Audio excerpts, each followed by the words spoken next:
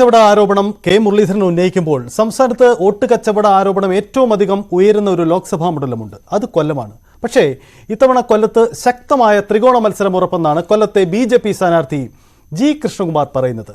പ്രധാനമന്ത്രി നരേന്ദ്രമോദിക്കും ദേശീയ നേതൃത്വത്തിനും തന്നിലുള്ള വിശ്വാസമാണ് തന്റെ സ്ഥാനാർത്ഥിത്വമെന്നും കൃഷ്ണകുമാർ പറയുന്നു. സംസ്ഥാനത്ത് തെരഞ്ഞെടുപ്പ് ചിത്രം പൂർണ്ണമായിരിക്കുന്നു. ഇന്നലെയാണ് BJP അവരുടെ 4 മണ്ഡലങ്ങളിലെ സ്ഥാനാർത്ഥികളുടെ പ്രഖ്യാപിച്ചത്. ഏറ്റവും പ്രധാനപ്പെട്ട 2 സ്ഥാനാർത്ഥികൾ, ഒന്ന് BJP സംസ്ഥാന അധ്യക്ഷൻ കെ സുരേന്ദ്രൻ വയനാട്ടിൽ മത്സരിക്കുന്നു. അതുപോലെ കൊല്ലത്തെ സ്ഥാനാർത്ഥി പ്രഖ്യാപനമാണ്. കൃഷ്ണകുമാറാണ് അവിടെ സ്ഥാനാർത്ഥി. അദ്ദേഹം ഇപ്പോൾ നമ്മോടൊപ്പം ചേരുന്നു. ഇന്നലെ ഞാൻ നേരത്തെ പറഞ്ഞ പോലെ ഒരു സസ്പെൻസ് കാൻഡിഡേറ്റാണ് താങ്കളുടെയും. എങ്ങനെ കാണുന്നു പാർട്ടിയുടെ പുതിയ ഈ ഉത്തരവാദിത്വത്തെ?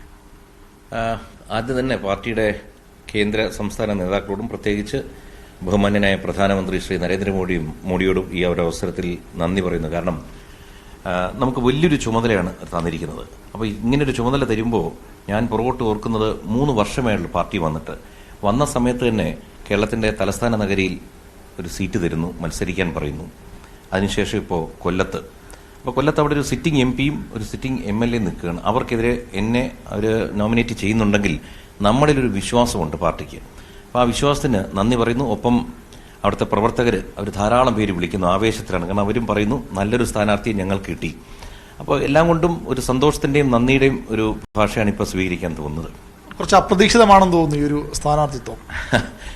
അത് 2 ദിവസം മുമ്പെന്ന ബഹുമാന്യനായ സുരേന്ദ്രൻജി വിളിച്ചിട്ടുണ്ടായിരുന്നു. പറഞ്ഞു ഇങ്ങനെ താങ്കളുടെ പേര് ലിസ്റ്റിലുണ്ട്, ഒന്ന് പ്രിപ്പയർഡ് ആയിക്കോളൂ എന്ന് പറഞ്ഞു. അതുകൊണ്ട് അത്ര വലിയൊരു അപ്രതീക്ഷിതമല്ല. എങ്കിലും സ്വാഭാവികമായിട്ട് ഞാൻ കൊല്ലത്തോട്ട് എന്നെ വിടുന്ന ഞാൻ വിചാരിച്ചിരുന്നില്ല. കാരണം വെച്ച് കഴിഞ്ഞാൽ നമ്മളിൽ ഇത്രയും വിശ്വാസം ഉണ്ടെന്ന് ഞാനും പ്രതീക്ഷിച്ചില്ല. എങ്കിലും സന്തോഷവും നന്ദിയും.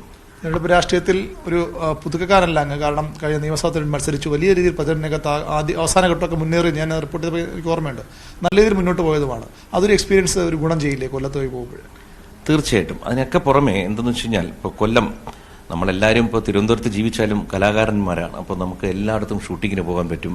കൊല്ലത്ത് ഞാൻ ധാരാളം സീരിയലുകൾ അഭിനയിച്ചിട്ടുണ്ട്. അപ്പോൾ നമ്മൾ അവിടെ താമസിച്ചാണ് അഭിനയിക്കുന്നത്. ഇതിപ്പോൾ ഏകദേശം 35 കൊല്ലമായി ക്യാമറയ്ക്ക് മുന്നിൽ വന്നിട്ട്. അപ്പോൾ സൗഹൃദങ്ങൾ, ബന്ധങ്ങൾ, ഇപ്പം അമ്മയുടെ അനിയൻ കല്യാണം കഴിച്ചിരിക്കുന്ന അവിടെയാണ്. അപ്പോൾ ധാരാളം സൗഹൃദ ബന്ധങ്ങളുണ്ട്. അപ്പം അതിനും പുറമെ രാഷ്ട്രീയപരമായിട്ട് തന്നെ നമ്മൾ നോക്കിക്കഴിഞ്ഞാൽ കൊല്ലം ജില്ലയുടെ നമ്മൾ ചരിത്രം പഠിക്കുമ്പോൾ പുരാതന കാലം തൊട്ട് തന്നെ സാംസ്കാരികമായിട്ടും സാമൂഹികമായിട്ടും സാമ്പത്തികമായിട്ടും വളരെ ഉയർന്നു നിന്നൊരു സ്ഥലമാണ്. ഈ കൊല്ലം കണ്ടാൽ ഇല്ലം വേണ്ടെന്ന് പറയുന്നതിന് പോലും കാരണം അത്ര സുന്ദരമായൊരു സ്ഥലമായിരുന്നു.